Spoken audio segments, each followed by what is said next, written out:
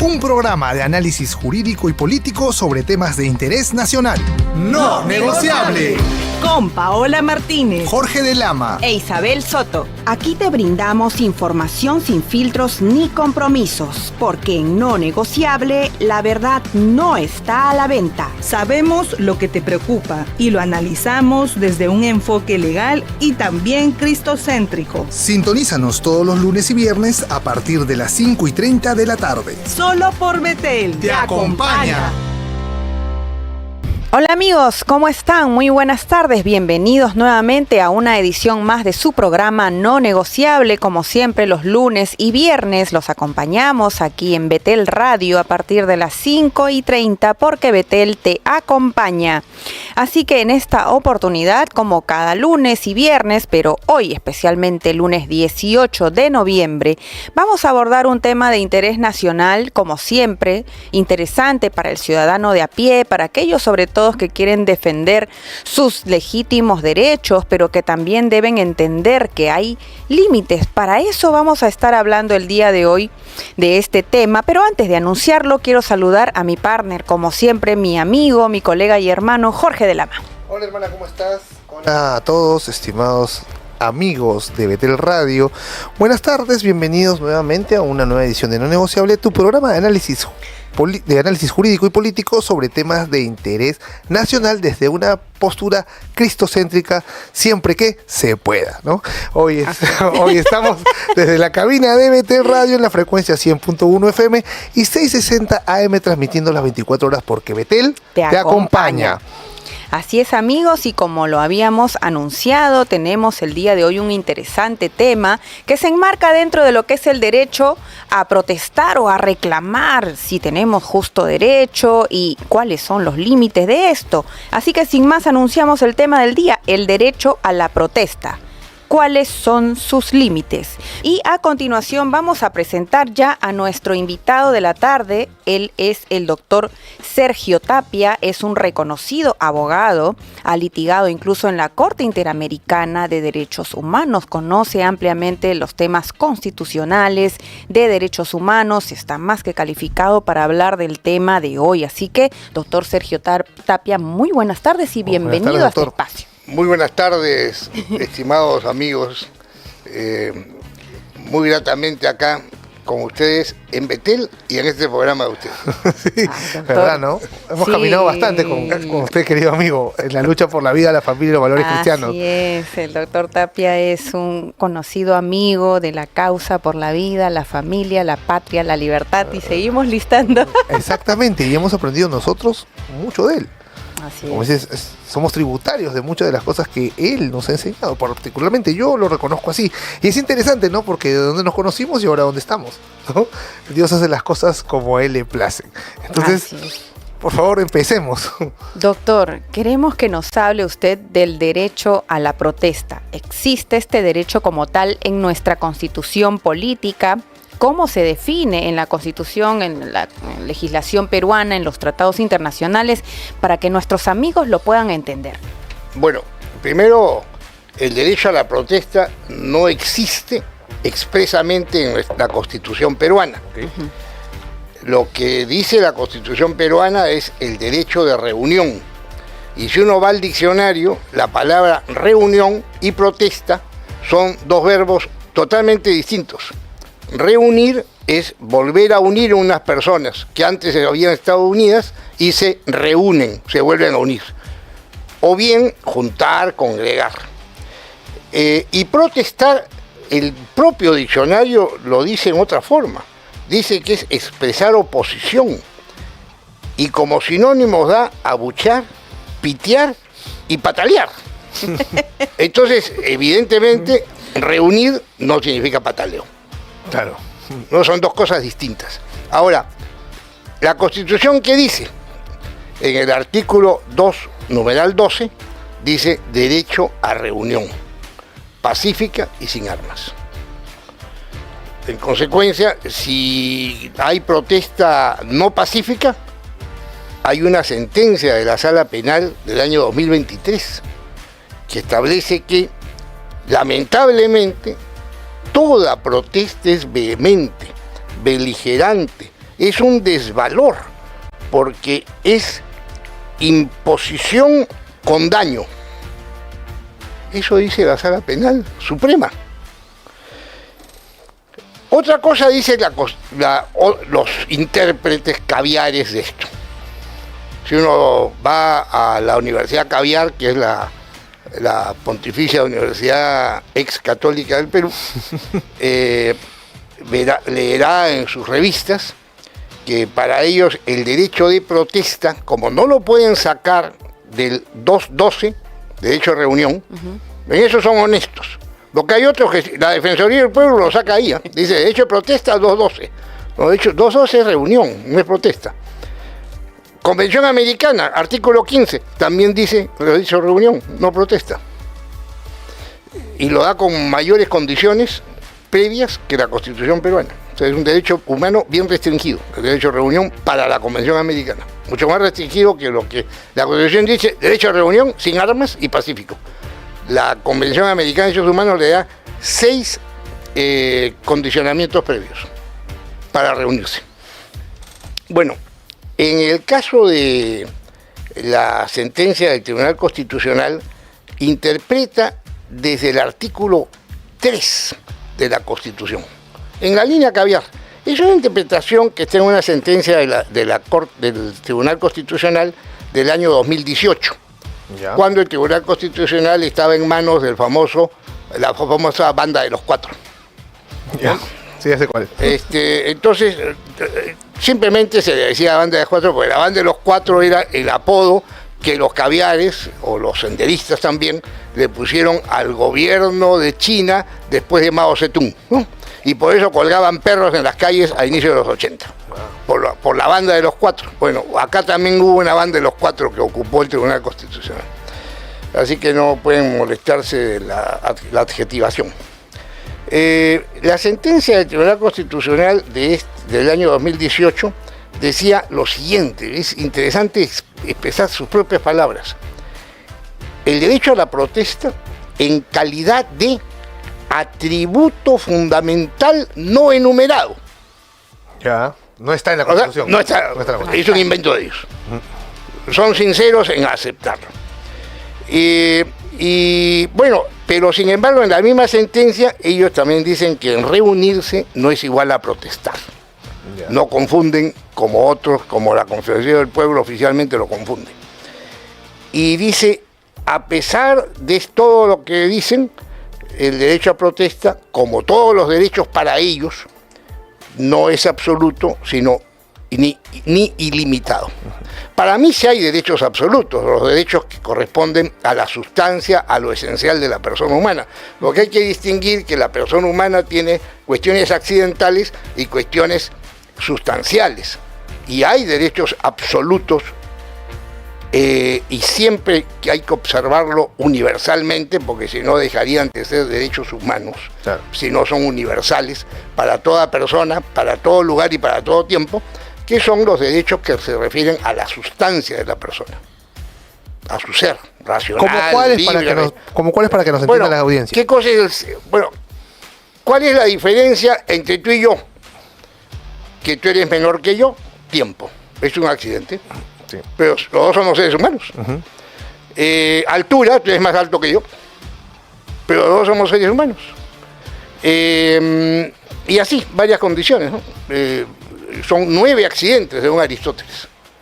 Y la esencia, la sustancia es que somos seres racionales, tenemos alma espiritual, de la cual sale la libertad. Claro. Eso es lo sustancial que no puede ser recortado. Claro, digamos así, ¿no? Por ejemplo, cuando hablamos de por qué tiene derecho el hombre a la vida, es porque el hombre es un ser viviente, pues. Fue creado así. Si no, no fuera hombre. Es esencialmente un ser viviente y por tanto tiene derecho a vivir. Por eso que no podemos aceptar el aborto. Exactamente. Ni la eutanasia. Exactamente. Nunca, exactamente. También el ser humano es un ser... Pero ellos al relativizar todo, también relativizan los derechos sustanciales. Claro, exacto, y colocan al Estado al final como el propietario de los derechos, ya no como el guardián de los derechos, sino el propietario. Claro, porque lo mezclan con ideas socialistas. No, obviamente, lo decía porque cuando vimos un tema de eutanasia una vez, hablábamos del niño británico donde el juez impidió que fuera llevado al Vaticano Claro, para que sea Alfie. atendido. Sí, Alfie Adams. sí, ahí se vio con claridad cómo el Estado pasó de ser guardián a ser propietario, porque eso no le correspondía. Sustituyó a los padres de familia. Exactamente, sustituyó a Alfie y a los padres de familia. Y prometieron los jueces y los médicos a los padres de familia que en 5 minutos se acababa la vida de Alfie, Claro. conectándolo. Claro, eso no pasó Y así. duró una semana. Duró una semana. Y murió porque no le dieron agua ni alimentos. Claro, o sea, lo mataron de hambre. lo mataron de hambre. Exactamente. Tenía 11 meses. Qué fuerte realmente, doctor. Bueno, retornando al tema que nos ocupa el día de hoy, que es No, estamos protestando por lo de Alfie.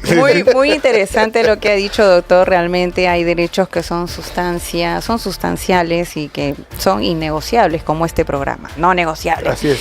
Y bueno, doctor, respecto a lo que usted ha hablado de la protesta, efectivamente como tal no se encuentra en la Constitución No, política. pero se encuentra en un libro importante, Ah, sí. en el manual de la Revolución Marxista.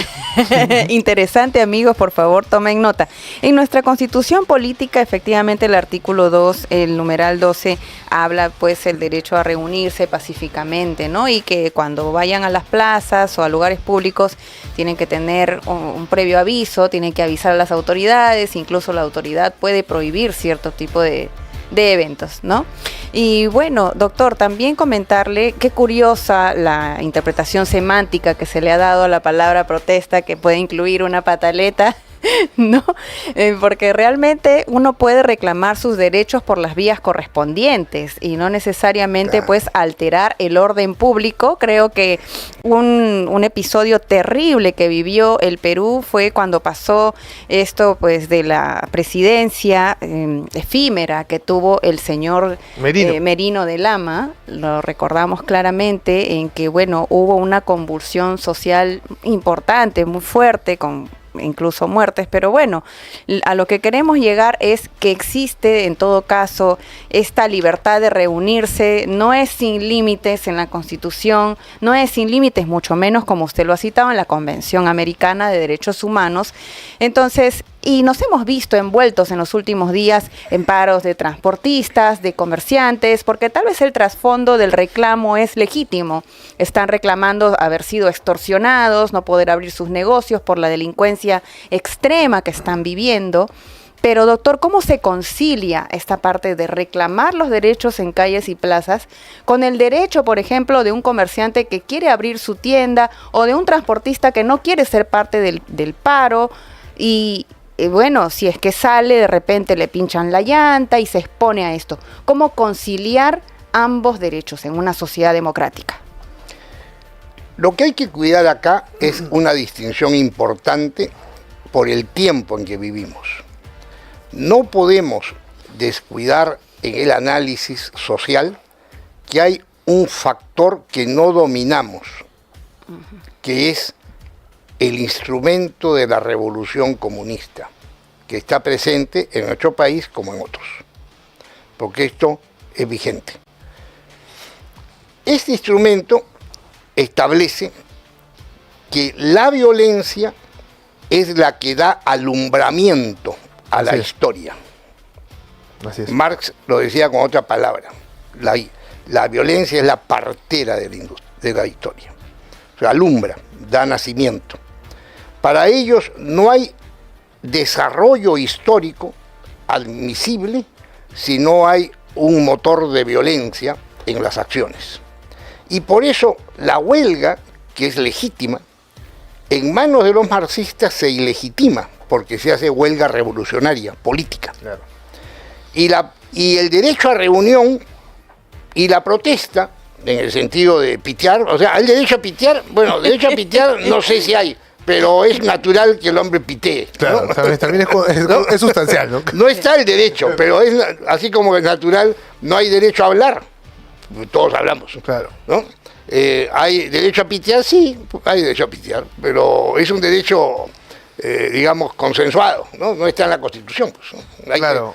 La pregunta es si está en la Constitución, no está, ¿no? Y además, cuando la Sala Penal Suprema define lo que es protestar, lo define con categorías delictivas. Ok. Es vehemente, es una imposición violenta, etc. Ahí está el tema. Yo creo que protestar es el término revolucionario marxista para tergiversar el derecho a reunión. Ah, ya, claro, porque mucha gente podría entenderlo como que sería el objetivo de la reunión. O sea, tengo el derecho a reunión para protestar. Ya no sería algo independiente. Lo digo por lo que, para unificar, Sí, para hablar de los demás Perfecto. interpretaciones, ¿no? Podemos decir, oye, no, la protesta en realidad no es un derecho, es el objetivo por el cual yo me estoy reuniendo, que es otra cosa. Que raro que el Tribunal Constitucional no haya querido usar eso, sino haya querido crear un derecho que es mucho más fuerte, más potente.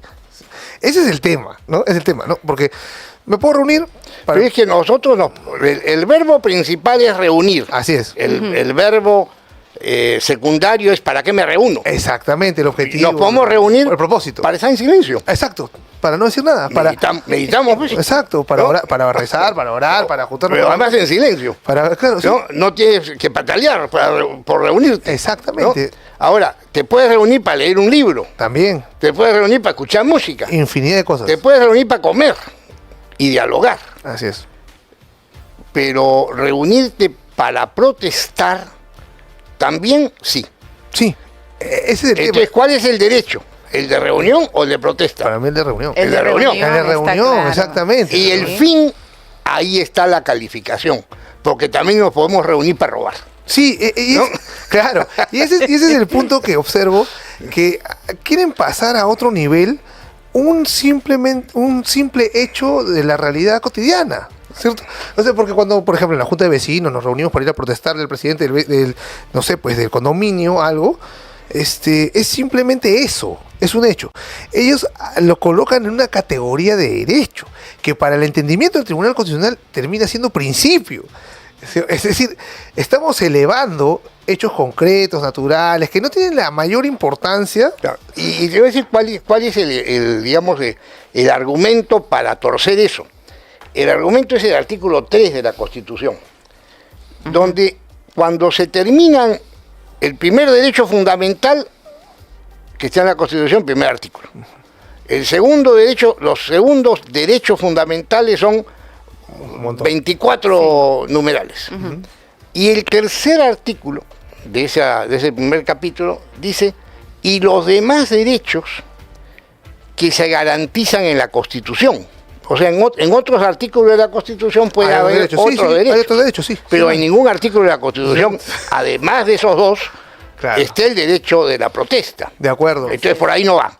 Pero después dice, y otros análogos. Bueno, lo más cercano es el derecho a reunión, que hemos visto que por su etimología no es lo mismo No que es lo mismo. protestar. Exacto. Y luego dice, fundados en la dignidad humana. El derecho a protesta no está fundado en el valor de la persona humana. Y en la soberanía popular, en la democracia o en la república. Tampoco. No tiene nada que ver con la Claro. participación política democrática o la república como distribución de poderes, ¿no? O bien, en cuál de otra, la soberanía popular. No, nada tiene que ver. Este es un invento. Eso, pero tiene efectos prácticos perjudiciales, ¿no? Porque Claro. ¿por qué? Porque no, repito, estamos diciendo que el derecho a reunión para protestar sí existe, pero el derecho a protestar no existe. ¿Por qué lo decimos? Porque tiene un efecto práctico importante. Cuando paralizan las carreteras y se muere la gente ahí, no ves a nadie preso. ¿No? Porque hay gente que se muere en las carreteras porque justo estaban yendo para ser atendidos y la protesta lo que hizo fue evitar que lo hagan. Y al evitar que lo hagan, están cometiendo daño. Y ese daño es delito. Ese fue en la comisión investigadora que presidió el congresista Muñante, sobre los crímenes en la primera etapa del gobierno de Pedro Castillo. Había mucha gente que había muerto en la carretera. Así Claro, es. claro, y no hubo Claro. ninguna acción penal fiscal para todos los que le impidieron a esa Así persona es. llegar, que debería haber Pero que ese habido. informe lo recoge, ¿no? Claro, ¿por qué? Porque ya no estamos hablando de una acción criminal, La sino de un verdad que derecho. había hasta un niño. Sí, claro. Que murió ahogado. Sí, claro, y En- lo que en sucede, Jauja. claro, y lo que sucede es que ya no estamos hablando de un hecho ilícito o criminoso, sino un derecho. ¿No? Claro. Claro, cuando ya lo establecieron como derecho, el haberte impedido a ti que te puedas atender en un lugar y te mueras y ocasionar que tú te mueras en la carretera, ya no es un hecho criminoso, es un derecho. Y al ser un derecho, ya tiene otro peso. Entonces el problema, para entender que no estamos hablando solamente de un tema ontológico, teórico, no, tiene consecuencias concretas en la realidad práctica que vivimos todos los días, ¿cierto? Solo para que claro, porque la gente puede pensar que estamos Ahora, importante una cosa ¿no? que dijo Isabel, la participación política, en un momento mencionaste, la participación política es tomar parte en la vida política del país. Puedes tomar parte sin hacer actividad política, solamente estando bien informado de lo que pasa, ¿no? Prendiendo la televisión o leyendo el periódico, uno está participando ya del país en el cual está, sabe lo que pasa. Votando meramente, ¿no? ya. Pero si sabe algo, además de estar informado, tiene alguna habilidad o una formación, puede aportar una idea. Eso es dar consejo. Ya es también una participación política más activa, ¿no? Y si además tiene otras condiciones, puede hasta participar en la decisión o en la ejecución de decisiones del sinnúmero de actividades que hay en una sociedad grande como la nuestra, de tantos millones de habitantes. Doctor, usted ha hecho mención a un episodio precisamente que ocurrió después de la salida del expresidente Castillo, cuando vino una serie de protestas en el interior del Perú y a nivel nacional, con lamentables consecuencias de pérdidas de vidas humanas, y como bien hizo referencia, hubo una comisión investigadora impulsada por el congresista Muñante. Doctor, pero en todo caso, ambas partes han tenido pérdidas de vidas humanas. ¿Cómo se puede hacer un análisis equilibrado porque ninguna vida vale más que la otra, ¿no? Algunas personas salieron a protestar por lo que creían era legítimo para ellos, que era incluso la reposición del señor Pedro Castillo, que luego vamos a evaluar que había un trasfondo político detrás de este pataleo, detrás de esta protesta, con lamentables consecuencias como las que usted ha dicho, que un niño falleció ahogado, incluso se supo de una madre que no pudo llegar a tiempo a su cita con un neonato. Entonces, hubo realmente casos muy críticos, doctor, y para poder hacer una evaluación objetiva desde el derecho constitucional, desde los tratados internacionales, ¿cómo evalúa usted este panorama en ambos lados del río, digamos? Bueno, en primer lugar hay que ser muy cuidadoso, porque a veces la agitación que vienen de las organizaciones partidarias que crecen con la fogata subversiva, ¿no? Hace o busca que haya gente que esté herida o fallezca en sus acciones subversivas. La idea de tener un muerto es fundamental en la protesta de tipo marxista. Siempre lo han hecho. Ahora es muy curioso que cuando toman el gobierno prohíben toda protesta. Claro. ¿No? Acuérdense, cuando estaban gobernando la mitad de Alemania, hubo una protesta de Alemania y se metieron tanques, año 56. Cuando hubo el levantamiento en Hungría, le metieron tanques en el año 55. Cuando hubo el levantamiento en Checoslovaquia, le metieron tanques, año 68. Y se acuerdan el famoso levantamiento que hubo en China, en que salieron tanques a la Plaza Roja, y había un video y una foto que quedó simbólica, en que un muchacho se puso en medio de la pista y no dejaba pasar los tanques. Claro, claro. ¿No? Fue muy gracioso. Claro, ¿no? es interesante la forma en que los marxistas y la gente entrenada con esta ideología puede cambiar muy rápido la posición. Es más, tal vez ese es su principal valor, que no le dé asco hacer eso, que no sienta remordimiento moral o una brújula moral para hacerlo, y es por eso lo que le permite avanzar en su plan ideológico, ¿no? Me imagino, porque yo lo veo, o sea, lo veo cuando lo hemos visto, cuando revisamos cómo pasa en España, cómo pasa en Argentina, o sea, cambian de versión tan rápido como les corresponde el lugar del poder, pero eso es importante también tenerlo en cuenta, porque ellos sí conocen lo que es el poder. Y además, en el sentido de cómo manejarlo. Cuando en la época de la Revolución Francesa, que para muchos es el non plus ultra del nacimiento de la democracia, se levanta un grupo para emitir opinión contraria de lo que estaba pasando, un grupo que eran promonárquicos. El encargado de apagar la protesta fue un teniente llamado Napoleón. sacó cañones y cañoneó a toda la muchedumbre Así es. en nombre de la democracia. Para que, no, es verdad, es verdad. Entonces, pero el rey no podía sacar su soldado con sable porque eso era un... Claro, claro. O sea, Hay ese problema de ser, de no tener la misma balanza. Entonces, yo lo que voy es lo siguiente. Hay que tener mucho cuidado en el análisis social, político, cuando hay el factor revolucionario. Porque la revolución nos confunde, la terminología la usan en doble sentido, y entonces por eso yo digo que el derecho de reunión existe, que conjuga con dos derechos más que son importantes de tener en cuenta. El derecho de la participación política. Y otro que está condenado por la Constitución, que es el cambio del sistema, no guiándose por los caminos constitucionales. por las reglas que están establecidas ahí para ellos, ¿no? Entonces, ahí tampoco se puede. Entonces, el tema es que siempre el discurso revolucionario está caminando en medio del abismo, ¿no? En medio del precipicio, porque, por ejemplo, ese pedido de que sean los sindicatos, lo han pedido, que sean los sindicatos y no los partidos políticos los que hagan la nueva Constitución. Es una locura. ¿No? Vamos a hablar, doctor, qué participación tiene este discurso marxista que lo ha repetido en reiteradas veces, pero después de una pausa, amigos, ya regresamos. Continuamos con No Negociable.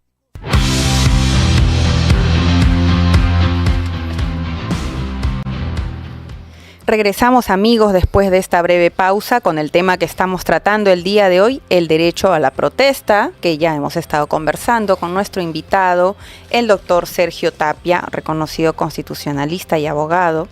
Y nos decía antes de la pausa, doctor, un tema muy importante. Hay un elemento o un factor que nosotros no vemos detrás de todas estas protestas.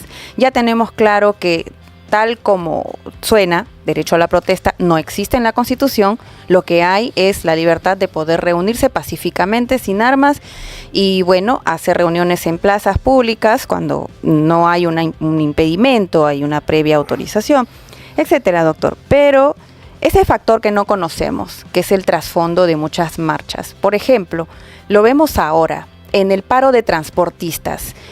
Ha habido un trasfondo político, doctor, porque efectivamente se puede entender el derecho legítimo al reclamo del por qué, si soy comerciante o transportista, estoy siendo extorsionado, no puedo abrir mi negocio, no puedo salir a trabajar, peligra mi vida y la de mi familia y también mi sustento, y todo eso tiene que ver con la defensa de derechos humanos, que como usted ha dicho, son sustanciales.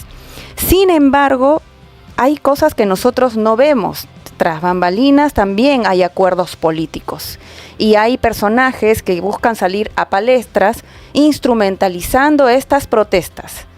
¿Cree entonces que detrás de todo esto existe esta consigna marxista? ¿Qué opina usted? Sí, con toda seguridad existe. Basta ver cualquier día en la avenida Bancay cómo se forman las reuniones para protestar, que hay ahí casi cotidianamente, qué banderas tienen, qué lemas tienen. Son revolucionarios. Claro, hay que entender, ya que en el primer bloque pudimos hacer esa precisión conceptual muy importante. Nosotros cuando hablamos de derecho a la protesta estamos hablando de este acto que tiene una huella dactilar marxista que ellos han querido revestir como derecho. Cuando nosotros querramos hablar de una marcha sobre un tema particular, como por ejemplo la festividad que es la Marcha por la Vida, la Marcha por Jesús, o Comisión Corte, estamos hablando de nuestro ejercicio legítimo, nuestro derecho a reunión, ¿no? Que no está buscando pues subvertir sistemas, ni tampoco subvertir el orden, ni tampoco exigir, pues como es que hicieron la vez pasada, no, que cierres el Congreso, que hagas la ley que a mí me da la gana, como sucedió ese día, ¿no? Porque inclusive se ve pues que en este tipo de, en las protestas, porque vamos a hablar con claridad ahora, que se me pegue la palabra, en las protestas se observa esas ganas de, como dijo el doctor Tapia, de que hay un montón de cambio por el cambio mismo. ¿Entiendes? O sea, tengo que cerrar el Congreso, tengo que vacar a alguien, tengo que... Yo te digo una cosa, Jorge. Diferencia de términos para describir cuando se juntan por con mis hijos no te metas, o la marcha gay. Claro. ¿Las dos son protestas o las dos son reuniones? Yo creo que una es revolucionaria. Sí, claro. Esa es protesta. Esa es protesta. Sí, está. Ahí está el término, pues. Claro. La otra es una reunión decorosa, constructiva, edificante. Podría estar opuesta al gobierno si el gobierno fuera subversivo, Claro. ¿no? Pero sigue siendo una reunión, que es un derecho. Efectivamente, doctor, hemos podido ver la diferencia porque incluso en las marchas que se hicieron después de lo que sucedió del señor Pedro Castillo, ha habido marchas por la paz. Y hemos visto globos blancos, hemos visto pancartas, hemos visto incluso a ex policías o de las Fuerzas Armadas salir a marchar pacíficamente, ciudadanos en general. Pero cuando ha habido precisamente, por ejemplo, las marchas del orgullo o las marchas que provocan, digamos, al Estado en forma subversiva, ¿no?, a revertir el orden que existe, pues hemos temido también por el ejemplo que eso puede ser ante los niños, ante las madres, ante toda la sociedad. Y ahí tenemos un claro ejemplo, como usted dice, ¿no?, de cuándo es que se puede uno reunir pacíficamente y cuándo es que ya esto se exacerba y se convierte en lo que es una violencia perturbadora. Incluso la propia sentencia del Tribunal Constitucional distingue, dice, no es igual reunión que protesta. Lo dice la sentencia esa del año 2018, porque dice, puede haber reunión sin protesta, claro, y puede haber protesta sin reunión. Claro. Dice, Me acuerdo alguien que está delante de la cámara de televisión puede salir a protestar. ¿Se reunió con alguien? No. Pero estoy observando que el Tribunal Constitucional, ¿sabes qué? Tiene un defecto o una predisposición a hacer taxonomía sobre cualquier cosa. ¿Por qué taxonomía? Porque clasifica con lo que le da la gana, lo que está en el viento, porque la libertad de expresión incluye la libertad de protestar. Porque me expreso para opinar, reírme, conversar, dar elogios, como también criticar al gobierno. Entonces no tengo por qué agarrar un término en el aire y convertirlo en una diferencia que lo hace, que le da otra naturaleza, cuando es una cuestión derivada, nada más, ¿no? Así es. Y eso es lo que veo. Abusa de la taxonomía de cosas ontológicas para revestirse de una intelectualidad que no solo no le corresponde, sino que lo deja para dogmatizar lo occidental. Exactamente, dogmatizar lo occidental, lo convierte en sustancial. Y va bien relativizar lo sustancial. Eso es lo más subversivo que puede haber. Lo más subversivo que puede haber, sinceramente. No sé qué quiere salir, recordados como qué. Como los sofistas más grandes del derecho, y dormir diciendo yo creé esto, yo vi esto, yo tuve una epifanía y encontré el derecho de la protesta ahí, en el aire, en ese momento salí de la caverna por primera vez, ¿no? O sea, parece que estamos perdiendo el tiempo en eso, cuando para todo el mundo es claro que si yo me reúno, pues... Ahora, en la teoría política que nos viene de la época griega clásica, o sea, 4 o 5 siglos antes de Jesucristo, y que era de derecho natural, por eso es que el cristianismo lo asimila, ¿no?, en la doctrina política hasta nuestros días, es que frente a un tirano, frente a un gobierno ilegítimo, los ciudadanos o los siervos tienen derecho a la rebelión, Claro. Tienen derecho a la resistencia, ¿no?, y tienen derecho inclusive hasta al tiranicidio, moralmente aceptado. Los cristianos que fueron perseguidos en la época de Nerón estaban siendo rebeldes con Nerón. Exacto. ¿No? También lo mismo estaban siendo rebeldes Sadrach, Mesach y Abednego cuando se negaron a arrodillarse ante la estatua de Nabucodonosor. Claro. Estaban siendo rebeldes. Estaban protestando diciendo, no, ¿sabes qué? Yo no lo voy a hacer. Entonces hay una desobediencia civil, como se conoce comúnmente, que sí es avalada por el cristianismo. Porque cuando una autoridad te obliga o quiere obligarte a hacer algo contrario a lo que Dios te ordena, o lo que Dios te dice, he querido repetir exactamente con los términos que habla la doctrina política clásica, porque en un momento habla de protesta.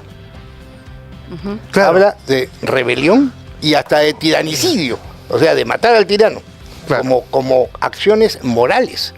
Pero no hay derecho a la protesta. En nuestra Constitución, doctor, cuando se habla de la insurgencia, ¿a qué nos estamos refiriendo? Bueno, insurgir, la Constitución lamentablemente tiene otros términos que sí son problemáticos. Como esto de insurgir es problemático, como también el término las Fuerzas Armadas no son deliberantes. Sí, claro. porque ¿saben por qué? Por lo siguiente.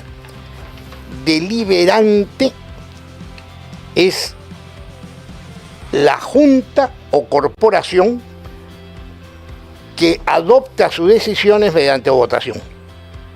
Pregunta, ¿en qué Fuerza Armada votan para tomar una decisión? Claro. Hay consultas, hay asesorías, hay estados mayores, pero al final toma la decisión el jefe y es el responsable de la decisión que toma. Entonces, está mal la Constitución en esos aspectos. Ahora, nunca las constituciones del Perú han tenido esa frase. Ha sido solamente la del 79 y la repetición de parte de la del 79, que es esta Constitución del 93. ¿Usted piensa que en el 79 tiene que ver el hecho de que el APRA también tuvo problemas con los militares? Sí. Entonces, así me gustan las respuestas, así de frente. Porque justamente se me vino a la mente, dije, yo siempre he tenido problemas con los militares y en ese momento... Pero no solamente el APRA, el APRA era un tercio de esa asamblea y el otro tercio era de izquierda. Entonces había una asamblea constituyente de 2 tercios de izquierda, una izquierda socialdemócrata, el APRA, y una izquierda social marxista, que era el resto de los grupos de izquierda. Y ellos se juntaban a veces los votos de ese lado para hacer algunos artículos. Y de ahí salió el antimilitarismo que tenía la Constitución del 79, que lamentablemente fue mal copiado en la del 93 en ese aspecto. Claro, entiendo. Doctor, ¿qué lecciones podemos aprender de otros países en cuanto a la regulación de esta libertad para reunirse, o ahora lo estamos llamando, bueno, aunque no es propiamente, no se debería decir propiamente como derecho, pero la regulación de las protestas? Digamos, ¿cómo funciona en otros países según su experiencia? El derecho a reunión, la participación política, la acción de mostrarse inconformes y contrarios a una norma legal que uno considera inapropiada e injusta, son expresiones a las cuales los ciudadanos tienen derecho. Yo recomiendo no usar el término protesta, porque eso nos lleva al método marxista violento revolucionario, que es manipulado. Claro. Entonces, cuando hablan del derecho a la protesta, están legalizando la revolución marxista. Sí, es más, porque es fácil, y uno lo observa, por ejemplo, cuando ha visto las protestas en San Marcos, protestas ya no estoy hablando como derecho, sino en realidad como un acto, y ellos terminan pasando fácilmente del discurso de sin violencia no se ha logrado nada. O sea, mira, empiezan primero con que tengo derecho a protestar, y luego pasan rápidamente cuando uno cuestiona, oye, están quemando cosas, están rompiendo puertas, es que sin violencia no nos hacen caso. Eso quiere decir que la puerta sí se abre realmente. No estamos hablando de una conspiración nuestra, una idea nuestra, una locura, no, sino que la historia nos ha enseñado que sí es lo que se busca. Ellos ya tienen el discurso completo para cada etapa. Ya lo tienen planificado para cada etapa, lo que van a decir, lo que van a hacer. Y entonces lo único que necesitan es las puertas y que nosotros manejemos también sus términos y su lenguaje, porque con eso los validamos, aunque sea inconscientemente, ¿cierto? ¿O me equivoco, doctor? Está bien, perfecto, muy bien. Claro, entonces, ya hablando del derecho de reunión para manifestarse en contra de un gobierno, usted, cuando, por ejemplo, ¿qué opina de esos congresistas que cuando llaman a una protesta, Se autoconvocan. no solo se autoconvocan, sino que lo único que hacen es decir que la policía, tenemos un montón de abogados para aquellos que sean detenidos por la policía? ¿No le parece que un congresista que se mete en eso ya esté incurriendo en una falta ética, debería ser sancionado? Porque así como se hablaba de que no pueden intervenir en causas judiciales, también no estamos hablando de un tema que escapa de sus competencias y no se debe meter. No sé qué piensa. Hay 2 cosas curiosas que he visto. Siempre que hay semana de representación, es decir, que los parlamentarios van hacia sus bases ciudadanas a visitarlas en provincias, siempre hay gente que viene de provincias a Lima para pedir y protestar en el Congreso. Hay un cruce. O sea, evaden la visita en algunos lugares, sacan gente para que el parlamentario cuando llegue no lo encuentre. Claro, justo hacen lo contrario. ¿No? Claro. El parlamentario está 3 semanas en Lima, ahí no vienen. Justo la semana que él va, vienen. Y luego, otra cosa que he observado, que en la semana de representación, que es pagada por el Estado, a los congresistas cuando viajan a visitar sus bases ciudadanas, hacen marchas de protesta. Acá sí estoy expresando el término acertadamente. Hacen marchas de protesta, hacen marchas subversivas, hacen marchas revolucionarias. El otro día veía en la anterior semana de representación, la del mes pasado creo, el congresista Quito dirigiendo una marcha por la carretera panamericana, impidiendo el tránsito por una mina en Arequipa. ¿Y eso no es delito? ¿Y el Por congresista no supuesto, podría ser es delito impedir el tránsito vehicular, y además es deshonesto que un parlamentario haga marchas de protesta, habiéndose hecho el dinero ido más bien a aquel como representante, ya no, acá no puede ser como Allende, yo soy presidente de algunos chilenos, como decía Allende, claro. el primer presidente socialista. Pues de todos. Es de todos. De todos. Y el parlamentario deja de ser inclusive representante de su provincia, de su departamento, de su región y de su partido, y se vuelve congresista de la República, ¿no? Esa Claro. es su condición, según la Constitución. Entonces, ahí está el problema, ¿no? Pero hay que reeducar, pues, algunos se reeducan rápido y otros demoran. Doctor, entonces digamos que hablar de un derecho a la protesta, el cual no existe y que por cierto usted nos recomienda que no utilicemos esa frase porque estamos validando lo que es esa interpretación que no existe en la Constitución, viene a ser parte también de esta neolengua de lo que quieren impulsar, ¿no? El progresismo ideológico en nuestro país tal vez también propone esto como una especie de, a partir del caos, poder implantar un nuevo orden, el orden que ellos desean, ciertamente, porque a partir del caos entonces se presentan como la solución. Es lo que pasó, por ejemplo, con el expresidente Merino. Él renunció y luego vino un presidente, ¿no?, en esa transición, que fue el señor Sagasti, pero quieren siempre, digamos, apuntar a que esté en el poder un presidente que acomoda perfectamente o calza perfectamente en sus ideas. Entonces digamos que esta palabra, el derecho a la protesta, también deberíamos identificarla como parte de ese vocabulario. Sí, hay un libro muy adecuado que nos puede dar caminos, y además es muy bonito leerlo, porque es muy agradable. Rebelión en la Granja, Ah, sí, lo leí. de Owen. Además lo está leí. en película también. Sí. La película Sí, es lo leí, bastante... sí, lo leí. Y ahí vemos cómo las palabras van cambiando y cómo se dirigen a las personas cuando son ingenuas, cuando son de buena fe, y más bien las dirigencias son de mala fe y revolucionarias. Tengo una curiosidad, doctor. Hay personas que del interior del Perú y aquí mismo en Lima salen a protestar, salen a estas marchas, a reclamar. Ellos no necesariamente se identifican como marxistas.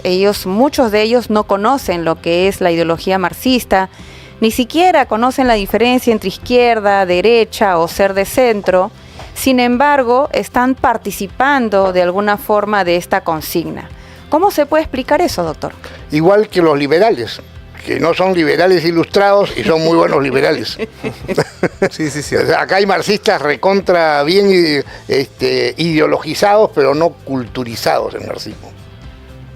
Doctor, justo que usted mencionó a George Orwell, y él también tiene un libro interesantísimo que es 1984, que es muy lindo, en realidad, fuera de eso, es muy lindo, y cómo termina es hasta, te conmueve, ¿ya? Pero efectivamente hay una frase importantísima en ese libro que te dice: quien controla el presente, controla el pasado, y quien controla el pasado, controlará el futuro. Y para hacer uso de eso se usa el neolenguaje, o un lenguaje que estaba ahí. ¿Por qué? Porque el lenguaje es la forma en que el ser humano se aproxima a las cosas reales, o a las cosas que observa, cómo las describe, cómo las cataloga, cómo las codifica, es a través de palabras, ¿es cierto? Y es por eso que es importante tener en cuenta eso a la hora del debate. Yo he estado observando que podemos tener que mucha gente tiene posturas en contra del marxismo, pero que no maneja ya estos recursos y los considera inclusive como que no es necesario, ¿no? No es necesario, ¿no? Es decir, ¿no? No, hay aborto terapéutico. Bueno, sigamos usando la lengua como nos da la gana, ¿no? Y entonces empezamos a crear categorías totalmente contradictorias, pero que al final abren las grietas para que el discurso de ellos siga calando, ¿no? Ahora, ya aplicando correctamente la expresión del derecho a la reunión para protestar, o mejor dicho, derecho a la reunión para manifestarme en contra de una postura del gobierno, la pregunta que le hago es, ya teniéndolo aquí, porque lo tenemos aquí, ¿cómo debería encaminar el TC sus futuras sentencias? ¿Por qué lo digo? Porque respecto de lo que yo he estado viendo en las protestas que han habido, donde se ha muerto gente en la carretera, no he observado nada del TC regulando esto un poquito, señor, un poquito, ¿no? O sea, ya creaste el derecho, ya hiciste lo que quisiste hacer, ya creaste el derecho. Y ahora, ¿hasta dónde llegan las responsabilidades? ¿Cómo lo embarcamos? Es decir, el TC en varios derechos ha establecido un montón de desarrollos, ¿cierto? Pero en este, veo que falta todo un camino por recorrer. ¿Cómo usted piensa que debería ir ese camino? Si es que ya no se va para atrás, ¿no? Porque yo imagino que el doctor quería ir a retroceder a eliminarlo. La respuesta es un poco difícil de acertar, porque el TC no es inteligencia artificial, pues. Es formada por 7 seres humanos. Y como yo he visto, yo tenía mucha fe y mucha esperanza en este grupo que hoy día compone el Tribunal Constitucional. Hasta que pasó lo que pasó hace un par de semanas o 3, en esta decisión que tuvieron, que no tomaron con respecto a la demanda del Congreso sobre un tema de su propia operatividad, de su propia atribución y de su exclusiva función en el Estado. Y el Poder Judicial no puede interferir. Lamentablemente ahí no solamente yo veo como que es natural que en jueces en colegiados puede haber discrepancias, eso es natural, pero acá se han peleado. Claro. Sí. Sí, exactamente. Hay 3 que se levantaron y se fueron, claro, aisladamente. Ya la cosa no pasa por un tema Y a uno lo he visto en televisión señalándoles con el dedo a los otros. Sí. Y decir, esto queda pendiente, esto no se ha terminado. Entonces yo digo, caracho, yo que veía un tribunal constitucional que se iba adecuando a estas nuevas formas, que con esperanza vemos que el mundo ha dado un clic, ¿no? Es increíble que teniendo un gobierno tan malo como el que tenemos una marcha política buena, que se toman decisiones acertadas en lo político legislativo, que la economía está en una autopista. Es impresionante, esto no tiene explicación racional. Y que el Tribunal Constitucional, a pesar de lo mal que está el Ministerio Público, lo mal que está el Poder Judicial, que en sala plena ha exigido que el Congreso les apruebe un proyecto de ley. Imaginemos. ¿Cómo es esto? ¿Exigido el Poder Judicial al Congreso? Si los congresistas no operan sus funciones con decisiones de otros. Así es.